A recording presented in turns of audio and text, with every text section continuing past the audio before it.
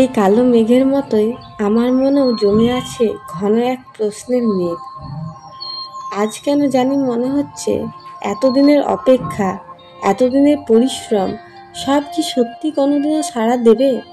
সবাই বলে পরিশ্রম কখনো বৃথা যায় না। সবাই বলে তুমি যদি মন দিয়ে কিছু চাও সেটা একদিন ঠিকই তোমার হবে। তাহলে কেন এখনো সেই ভালো সময়টা এসে পৌঁছালো না?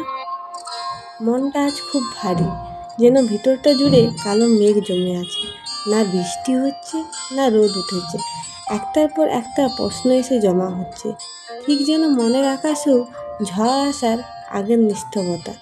সবার মুখে শুনি পরিশ্রম করলে একদিন না একদিন ফল মেলে। তবে কেন এতদিনের চেষ্টার পরও মনে হয় কিছুই বদলায়নি? তবে কি শুধু চাওয়ার জন্যই চাওয়া, পাওয়ার কোনোই গ্যারেন্টি নেই?